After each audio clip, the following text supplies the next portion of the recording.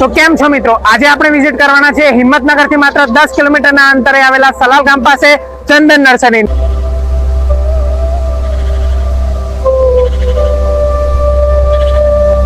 તો ચાલો હવે આપણે અહીંયાના ગોપાલભાઈ ની મુલાકાત કરીએ। તો આ છે ગોપાલભાઈ। નમસ્કાર ખેડૂત મિત્રો, અમે અહીંયા ચંદન નર્સરીમાં છીએ અને ચંદનના હોવાનું બહુ સારી રીતે અહીંયા ડેવલપમેન્ટ અને પ્લાન્ટેશન વિશેનું કામ કરી રહ્યા છીએ। આપ જોઈ શકો છો મારી પાસે જે ચંદનના રોપા છે તે 5 ફૂટની હાઈટ પર છે અને બહુ હેલ્ધી તથા સારા રોપા છે। અમારું સ્પેસિફાઈ કામ ચંદન વિશેની પૂરેપૂરી માહિતી આપવાનું અને વાવેતરથી વેચાણ સુધીની તમામ માહિતી આપવું અને ખેડૂતોની સાથે રહેવાનું, વાવેતરથી વેચાણ સુધીનો તમામ ગાઈડન્સ મળશે। તો ભાઈ એ તમને જે રીતની માહિતી આપી એ રીતે અહીંયાના ચંદનના રોપા એકદમ સ્વસ્થ અને તાજા છે। જો તમે પણ તમારા ખેતરમાં વાવેતર માટે અથવા તો વેચાણ માટે ખરીદવા માંગતા હોય તો એકવાર જરૂરથી વિઝિટ કરજો। ખેડૂત મિત્રો, આપણે અહીંયા ચંદનના રોપા સિવાય આપણે મલબારી નીમના રોપાનું પણ પ્લાન્ટેશન કરાવડાવીએ છીએ। હવે મલબારી નીમના જે વૃક્ષો થાય છે તેની હાઈટ આપણે જોઈ શકીએ છીએ કે 35 થી 35 ફૂટની હાઈટનું ઝાડ થઈ ગયું છે, જેની ઉંમર માત્ર 3 વર્ષ જ છે। 3 વર્ષની અંદર આપણે આને જોઈ શકીએ છીએ કે આપણે આ લગભગ 1.5 ફૂટનો ઘેરાવો થઈ ગયેલો છે, જે વૃક્ષની જો વિકાસ દર છે એના પ્રમાણમાં બહુ સારું રિઝલ્ટ છે। તો મિત્રો, અત્યારે ગોપાલભાઈ એમના ફાર્મને વિઝિટ કરાવવા માટે આપણને લઈને આવે છે। તમે આ જોઈ શકો છો એમનું ફાર્મ।